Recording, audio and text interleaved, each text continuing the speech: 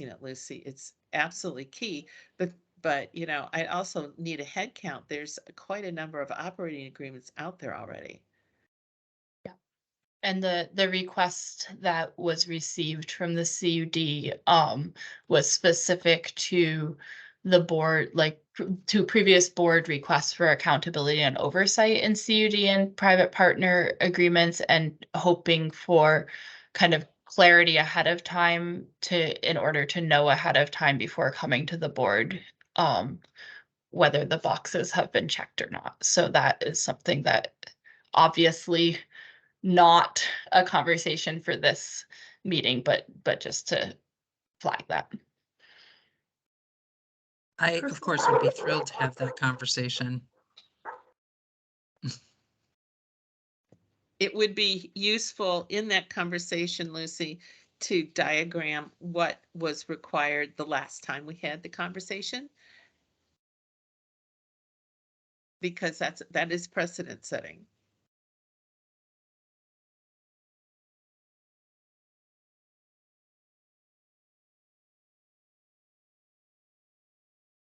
Okay, we will do that.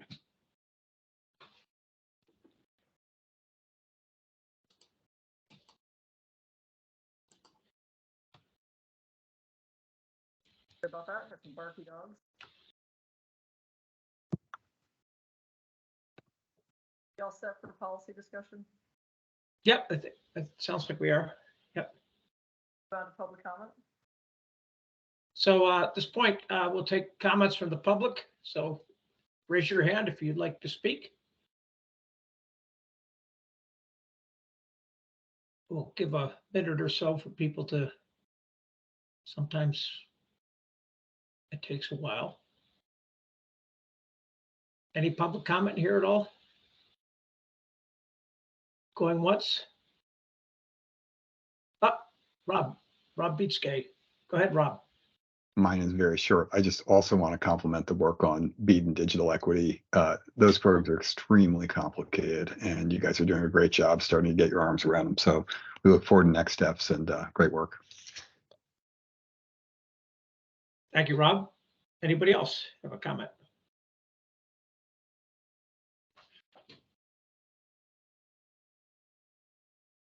Okay, seeing none. Public comment.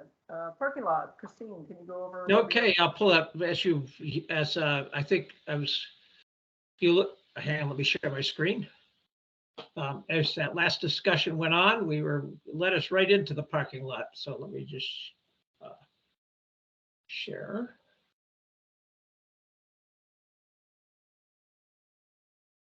Okay, our parking lot has I think we can call number 29 complete because we're doing that. But this 26 continues to be the discussion, and I think that was related exactly to the question that was asked before in terms of Lucy bringing up the question from the CODs around getting some advice around enforceability and accountability. And what I hear from the board is, you know, do a inventory of what we've done so far, and we'll bring that forward to the board, that inventory. I also want to make a stress that I think, I don't know whether this is appropriate, but I'll throw it out there that there is a bill that was introduced. Laura, you've introduced a bill in terms of customer rights. And I'm not sure what that bill is, what you call it, but I'll turn it over to you to talk about the bill that you pressed about consumer protections. Do you have anything to say on that, or is that? Was that on the agenda? It wasn't. No, I'm just talking about enforceability. It seems like we have a level of enforceability, but my fear is, let me be explicit. My fear is when it comes to, the monitoring, and we'll need to do this. I'm kind of thinking aloud. There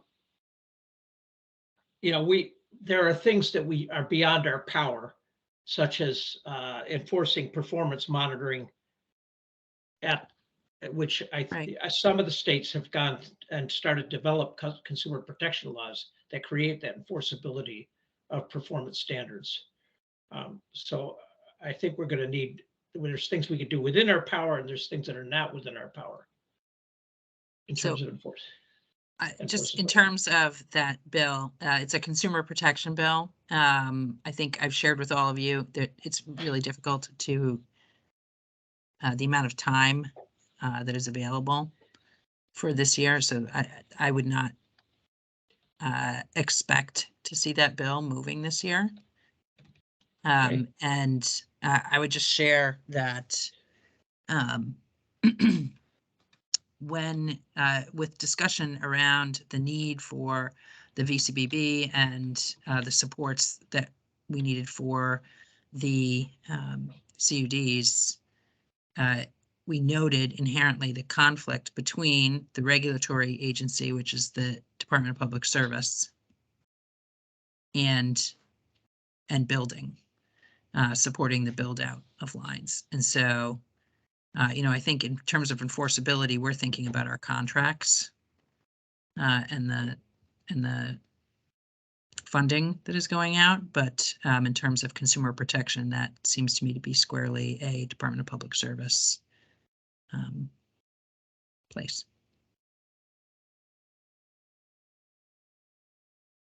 Was there anything more that you wanted me to say on that, Christine? No, that was good. Thanks. I think that covers our parking lot.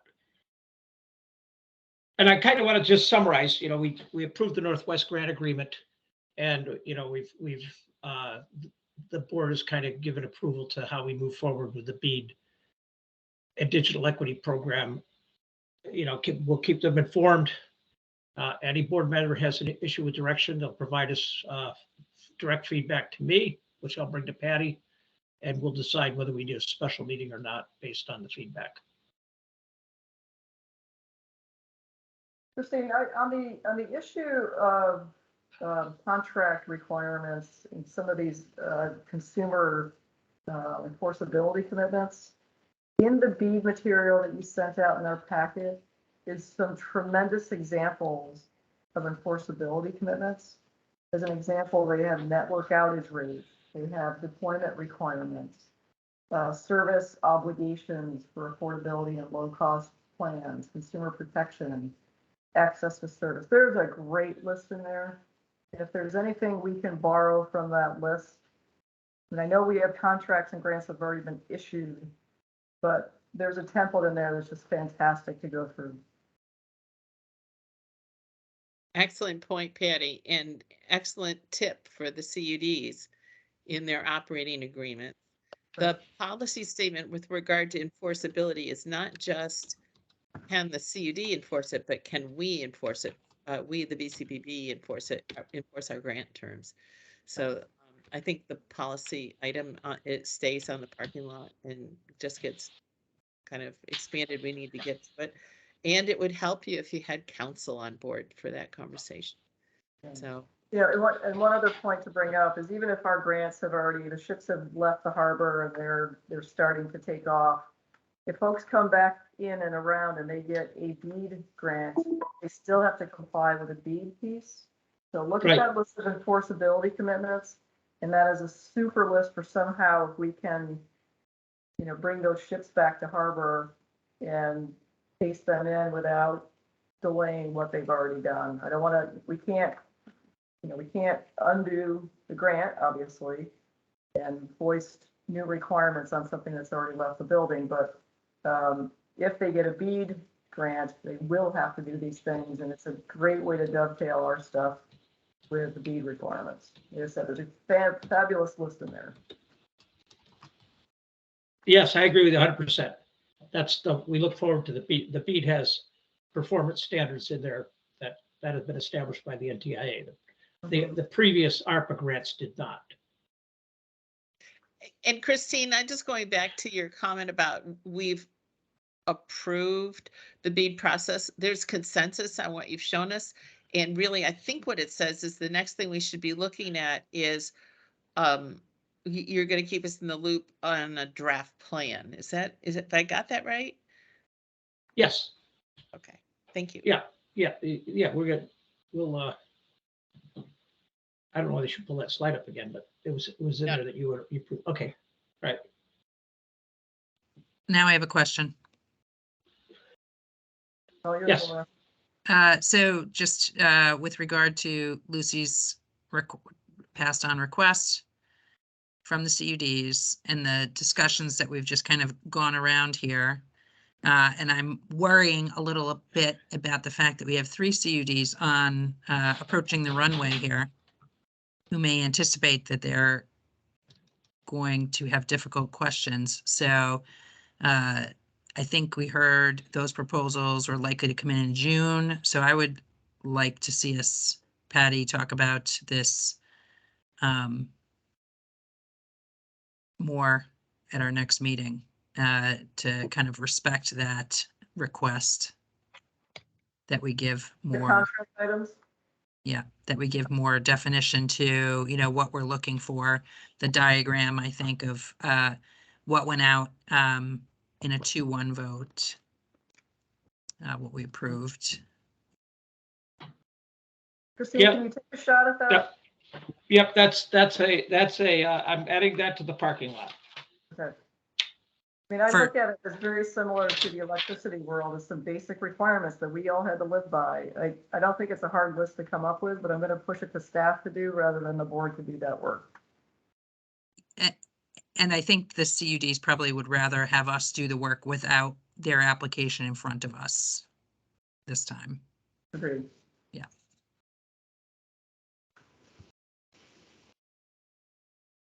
Is there anything else? I feel like I've earned my $62.50 per hour today. Right with you. All right, our next meeting is April 10th. So as a reminder, we're still doing once a month, and April 10th is next meeting. Is everybody able to make that meeting that's on the call today?